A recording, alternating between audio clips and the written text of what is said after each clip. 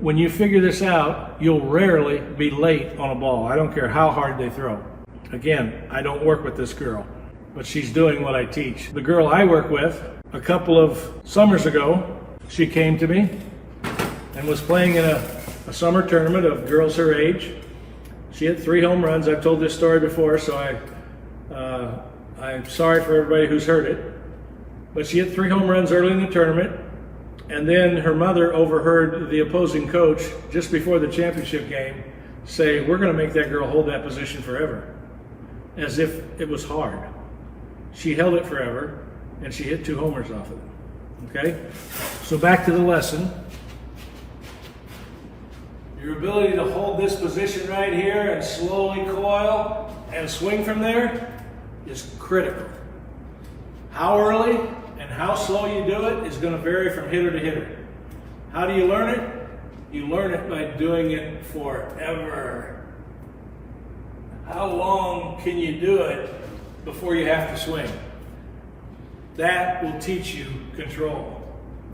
Whether you're swinging a bat, whether it's just before you go to bed at night and you just get up and do this 10 times, how long can you hold that position and slowly coil and slowly move forward?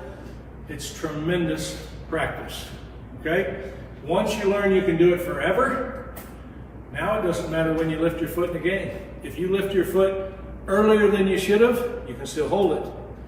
What you can't afford to do is lift your foot late. If you lift your foot late, you're going to be rushed, okay? So, here's the drill to learn it. Now, if we're not going to start that way, which most of you aren't, we have to learn to do it in the game. We have to learn to do something in the game that gets us that same feeling. And here's the easy fix. I don't care how you stand. If you stand open, if you stand square, I want you to stand with all the weight on your back leg. Can't hardly see what I'm doing. I'm on my toe, on my front leg. I can pick my front leg up and nothing changes. If I've got weight on both legs and I pick my front leg up, I'm going to fall. Okay? So in your stance, whether you're standing open or whether you're standing square, have little to no weight on that leg. Guess what that means? What that means is, as soon as you pick up, you're already in this position that you know you're good from. Okay? So here you are. Weight's on the back leg, front foot's on the toe. Pick up, coil it up. You're right in that position you want to be in. It's too easy to do. If you're not working on it, you're making a huge mistake. Not just the person who asked the question, everybody should be working on that. Some of you are pretty new, some of you have been with me a while. Some of you already understand the swing, some of you are learning it. At some point, you do have to learn the swing, okay? You have to learn the snap.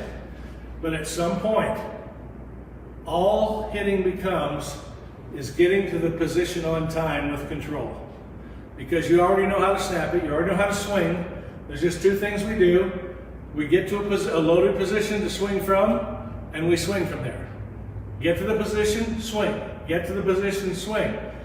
Getting to the position with control so I can hold it for the off speed is what's going to make you a good hitter. Okay? The mistake a lot of people think is that you've got to really be going forward, you've got to really gain ground to have any power. That's nonsense. When I'm in this position here, and I start to slowly gain ground, see my head is still, but my butt's going forward as I coil and go forward, the load that happens here in my groin, around my leg, and in my back is way more sudden and way more powerful than any forward momentum could ever create. It's a fact. You're going to have to work at it to understand it, but it is a fact.